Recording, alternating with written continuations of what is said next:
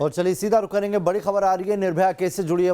बड़ी खबर जिसमें निर्भया केस में दोषियों की फांसी पर फिलहाल रोक लग गई है। कल होनी थी फांसी, जो डेथ वारंट था उसके मुताबिक कल फांसी होनी थी, लेकिन अभी उस डेथ वारंट पर रोक लगा दी है कोर्ट ने। निर्भया के दोषियों को यानी कि अब कल फांसी नहीं होगी, अगले आदेश तक दोषियों की फांसी अभी नहीं होगी।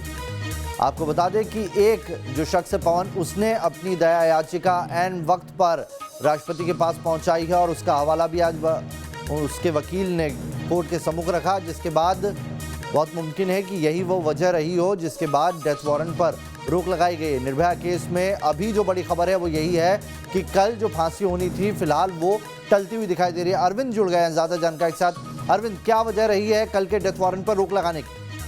देखिए, कोर्ट ने दरअसल यही माना है कि इस मामले में जो आदेश, अगले आदेश तक कोर्ट ने डेथ वारंट के अमल पर रोक लगाई है।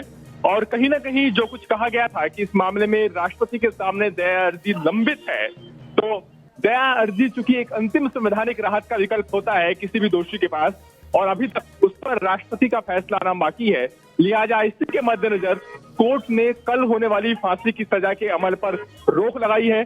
और इसका मतलब ये हुआ कि अब अगले आदेश तक कोर्ट ने कहा है कि वो फांसी की सजा के अमल पर रोक लगा रहा है। तो अब जब राष्ट्रपति दया याचिका पर कोई फैसला लेंगे उसके बाद ही कोर्ट इस मामले में अगले डेथ वारंट की तारीख मुकर्रर करेगा।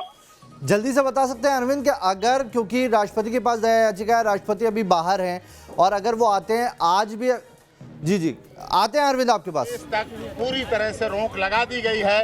अब जो कल फांसी होने वाली थी 3 मार्च को सुबह 6 बजे अक्षय, विनय और पवन और मुकेश की, वो फांसी नहीं होगी। कह रहे हैं कि कोर्ट ने फांसी पर रोक लगा दिया। अरविंद, अगर दया याचिका आज खारिज भी कर दी जाती है अगर राष्ट्रपति की तरफ से, तो भी क्या कल नहीं हो सकती है फांसी?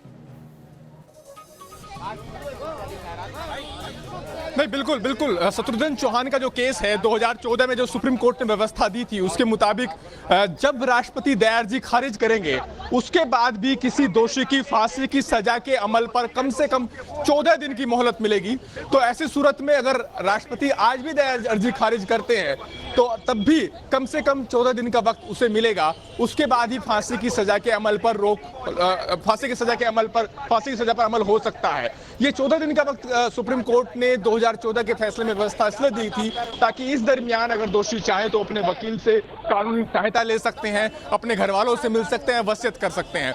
तो अब ये मानिए कि जब पवन की दया याचिका पर अभी फैसला लेंगे और अगर वो दया याचिका खारिज करते हैं तो उसके बाद भी कम से कम 14 दिन का वक्त मिलेगा और उसके हिसाब से ही निचली अदालत अब नई तारीख मुकर्रर करेगी डेथ वारंट की।